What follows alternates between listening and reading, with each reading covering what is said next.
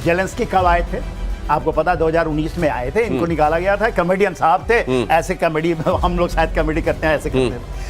मगर जब इन्होंने जिन को निकाल दिया, यही जैसे जिन वो पूरा यूरोप को लपेट लिया अपने में, तो ये मैं मानता हूँ जेलेंस्की जो बोल रहे हैं उसमें क्या है। बात वो है कि वो पूरा का पूरा जो चीजों को कर दे रहे हैं दुनिया के लिए बहुत बड़ी, पूरा खत्म है, यूक्रेन को खत्म कर दिया, स्प्लिंग थर्ड, ये कंसंट्रेशन ज्यादा है। मगर देखिए आप लेके चलिए कहीं ना कहीं, भारत में भी कल खुदा ना खास्ता कहीं आ जाए, पूरा कर दीजिए कि नहीं पूरी की पूरी सेना है, ये इसको डाउट मत कीजिए, ये कैपेबिलिटी है, स्नीक थ्रू होगा और ऐसे कैजुअल्टी के लिए आपको तो कई बार इस तरीके से हो सकता है, बहुत ज्यादा मजबूत आपके पास ढाल हो, उसके बावजूद इस तरीके के स्नीक इन्स हो सकते हैं, ये कहा जा रहा है एक्सपर्ट्स की तरफ से। मैक्रो ने उधर नोबेल के लिए रख दी है शर्त, कहा ट्रंप को पहले गाजा में युद्ध रोकना होगा, तब हम कहेंगे। ट्रंप ही इजराइल पर दबाव बना सकते हैं, मैक्रो ने कहा। आपको बता दें कि ट्रंप ने खुद के लिए मांगा है नोबेल शांति पुरस्कार। ये साहब ऐसे हैं कि दुनिया भर में अपनी ट्रम्पेट खुद बजा रहे हैं, अपनी तुतुहरी खुद बजा रहे हैं और कह रहे हैं मुझको मिलना चाहिए ये नोबेल। इधर मैक्रो ने उस पर दांव खेल दिया है, कहा है कि हमास के बीच में समझौता करा दो, गाजा में शांति करा दो, उसके बाद ट्रंप को नोबेल के लिए हम भी बोले। अच्छा, ये भी एक काउंटर तरीका हो सकता है, जिस तरीके से नोबेल हो रहे हैं, जहां भी छोटे बड़ी जो भी चीजें चल रही है ना, सबको कहना चाहिए ट्रंप को आए ये भी रुक पाओ, ट्रंप आए ये भी रुक पाओ, करो ये भी सर। मास्टर स्ट्रोक है साहब, है ना, मास्टर स्ट्रोक। मैं मान गया, मैं मैक्रो साहब को कभी कभी दूसरे तरह से दिखता हूं, मगर ये मास्टर स्ट्रोक उन्होंने मारा, गाजा में करके दिखा दो। और इसके अलावा वेंजुला में क्यों शुरू कर रहे हैं, वो पूछना होना चाहिए कि आप वेंजुला क्यों चले जा रहे हैं, वहां क्यों कर रहे हैं। जब आप बोलते हैं कि नोबेल शांति चाहते हैं ना, वहां तो कुछ भी नहीं है, तो वहां पर आप कहते हैं ड्रग को पकड़ने के लिए, पहले अपने लोग जो ड्रग लेके आ रहे हैं उसको तो पकड़ो, तो आप वहां पर चले जा रहे हो। बहाना वो है, सेम चीज जो इस तरह इराक में घुसे थे, वेंजुला में घुसना चाहते हैं, वहां पर ऑयल है, दूसरे चीजें हैं, सत्ता परिवर्तन है, तो बहुत अच्छा मास्टर स्ट्रोक मारा है। वो जो शादियों में गाना बजता है ना कि फलाने को नचाया तो नचाया, अब इसको भी नचाओ तो जाने, तो ये वाला ट्रंप के लिए गाना कुछ दिनों में बजना शुरू हो जाएगा। और संयुक्त राष्ट्र के मंच से जेलेंस्की की वार्निंग, पुतिन पर लगाया युद्ध भड़काने का आरोप, रूस को रोका जाना जरूरी, जेलेंस्की ने कहा पूरे यूरोप में जंग फैला देगा रूस। जेलेंस्की, अब ये जेलेंस्की जो है वो पूरे यूरोप को डर दिखाने में लगे हुए हैं, ये बताने में लगे हुए हैं कि ये खैर पहले दिन से ही बता रहे हैं कि अगर मैं सामने से हट गया तो सीधे सीधे तुमको आंच लगनी शुरू हो जाएगी रशिया की, और इसको और जोर से अब बताने में लगे हुए हैं। उन्होंने कहा है कि ये पूरे यूरोप के लिए खतरा हो जाएगा, सीधे Russia versus rest of the Europe हो जाएगा। लेकिन इसके टेकर्स हैं कितने? क्या बाकी के मुल्क ये वल्नरेबिलिटी महसूस करते हैं, या ये कहते रहे, पहले दिन से कह रहे हैं, आगे भी कहते रहे, उनको कोई फर्क नहीं पड़ने वाला? सर देखिए, जेलेंस्की कब आए थे? आपको पता 2019 में आए थे, इनको निकाला गया था, कॉमेडियन साहब थे, ऐसे कॉमेडी हम लोग शायद कॉमेडी करते हैं, ऐसे करते हैं। मगर जब इन्होंने जिन को निकाल दिया, यही जैसे जिन वो पूरा यूरोप को लपेट लिया अपने में, तो ये मैं मानता हूँ जेलेंस्की जो बोल रहे हैं उसमें क्या है। बात वो है कि वो पूरा का पूरा जो चीजों को कर दे रहे हैं दुनिया के लिए बहुत बड़ी, पूरा खत्म है, यूक्रेन को खत्म कर दिया। नहीं, वैसे इसका एक दूसरा सर आप जो कह रहे हैं महत्वपूर्ण है, ये एक तरीके से ये भी है कि अनाड़ी के हाथ में उस तरह है, खुद तुम पर भी मुसीबत आ सकती है, ये भी समझाने की कोशिश है उनकी। बिल्कुल सही कह रहे हैं, लेकिन साथ में अगर आप देखिए कि जो फोर्सेस की डिप्लॉयमेंट है, क्या रशिया ने किसी भी नाटो कंट्री के आगे अपनी फोर्सेस को डिप्लॉय किया? यूक्रेन को छोड़ दिए, वो वैसे भी नाटो में नहीं है। अब आप देखिए किन ने फोर्सेस डिप्लॉय की है। फिनलैंड ने की है, एस्टोनिया ने की है, लातविया ने की है, लिथुआनिया ने की है, पोलैंड ने की है, रोमानिया ने नहीं की, पर हाँ बैटल ग्रुप्स इनके एक्टिव हैं रोमानिया के अंदर भी नाटो के।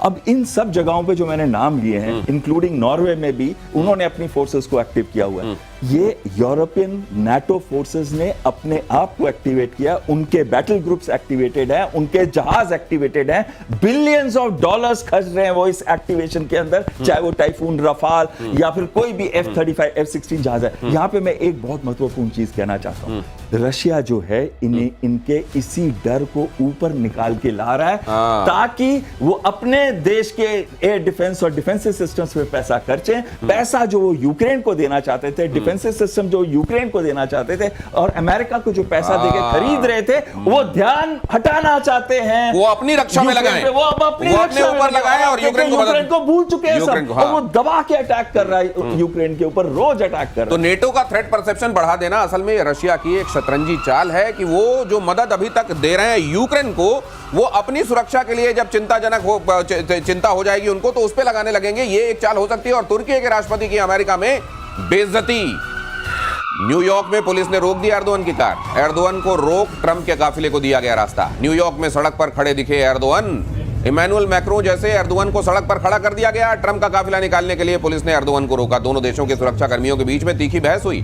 पहले आपने देखा कि इमैनुअल मैक्रों रोड पर खड़े हुए थे, उन्होंने फोन किया कि मेरे काफिले, पहले तो उन्होंने पुलिस वाले से कहा कि मेरे को पहचानो, मैं इमैनुअल मैक्रों हूं। उन्होंने कहा हाँ साहब जानते हैं आपको, लेकिन यहाँ का प्रोटोकॉल ये है हमारे प्रेसिडेंट जाएंगे।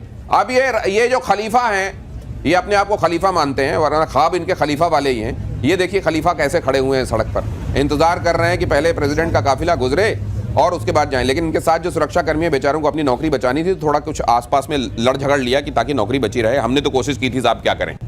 देखिए दिनेश, मुझे तो अच्छा लग रहा है साहब। मुझे देखिए ये 20 साल से वहाँ काबिज हैं, हाँ, पूरे टर्की में, और जिस तरह से भारत के साथ करते हैं, इनका ये हर्ष हो रहा है, तो मुझे तो बहुत कुछ। कोई कहेगा कि नहीं ये डिप्लोमेटिक है, राजनीति है ये, मगर जिस तरह से ये करते हैं, तो मैं तो इसमें ट्रंप साहब के साथ खड़ा हूँ कि भैया इनको आपने कहा। अच्छा, ये जो है सर, ये क्या यूएनजीए में हिस्सा लेने के लिए इनका तमाम लोगों का जाना सितंबर में, ये एनुअल फीचर होता है, ये तमाम राष्ट्राध्यक्ष जाते हैं। पहले इस तरह की खबरें और तस्वीरें नहीं आती थी, ये इस बार ये खबरें तस्वीरें क्यों आ रही हैं? बहुत क्लियर होता है। मैंने एम्बेसी में काम किया 3 साल, high commission of India Dhaka के अंदर। जो भी वीवीआईपी मूवमेंट्स होती है, और बहुत सारे हेड्स भी जब आते हैं, हर हेड की मूवमेंट को बहुत माइन्यूटली देखा जाता है। सिक्योरिटी वैसे ही एक जगह से दूसरी जगह जब वो मूव करते हैं, कंटिन्यूअसली बताई जाती है। और कोई भी मेजर मूवमेंट कहीं बीच में हो रहा, अगर उनको रोकना है तो उनको होटल में या यूएन हेडक्वार्टर्स में, एर्दोगन को यूएन हेडक्वार्टर्स में रोका जा सकता था। हाँ। कि ये ट्रंप का कॉन्वॉय जाने दो। एक तो ये तमाशा भी बनाया जा रहा है क्या? ये तमाशा बनाया जा रहा है, ये जान के किया जा रहा है। और किन के अगेंस्ट किया जा रहा है? फ्रांस, जिन्होंने स्टैंड लिया है कि गाजा को उन्होंने रिकॉग्नाइज किया, और दूसरा एर्दोगन जो हमेशा से गाजा के साथ नेटो में रहते हुए भी अलग अपनी बजाते हैं, अपनी पहचान बनाई है। और नेटो में रहते हुए भी वो कभी कभी अमेरिका की बात नहीं सुनते। तो यहाँ पर उनको अपना कद भी असल में एहसास कराया जा रहा है अमेरिका की तरफ से कि एक सेकंड, तुम वहां के खलीफा हो ना, यहाँ खड़े रहो सड़क पर। अगली खबर देखिए, डोनाल्ड ट्रंप को रूस का करारा जवाब। रूस बोला युद्ध में हम आगे बढ़ रहे हैं। ट्रंप के पेपर टाइगर वॉर को करारा जवाब।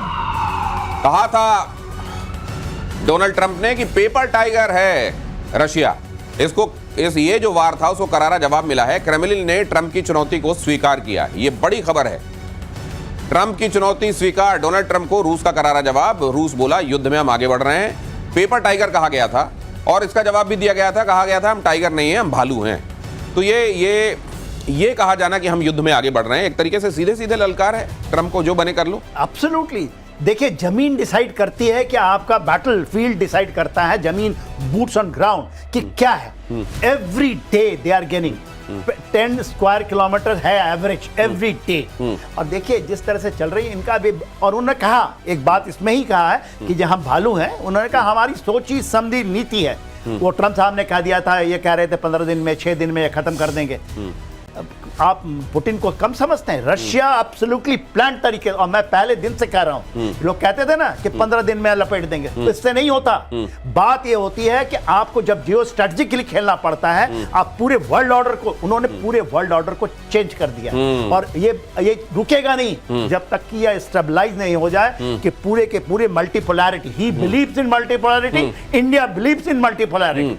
मल्टीपोलैरिटी, आप कुछ कहना चाह रहे हैं? एक चीज मैं सीधा सीधा कहना चाहता हूं, जिस दिन ये स्टेटमेंट दी गई थी उसके बाद जो रशिया के जहाज थे अलास्का के ऊपर घूम रहे थे, और दूसरा जर्मन शिप के ऊपर उन्होंने पास किया। जिन देशों ने कहा था कि हमको शूट डाउन कर देंगे, ये कर देंगे, तो ये पुतिन सिर्फ ऐसा ही नहीं करते, वरना कोई कसर भी नहीं छोड़ते। और भारत के साथ रिश्ते पर अमेरिका का बहुत बड़ा बयान।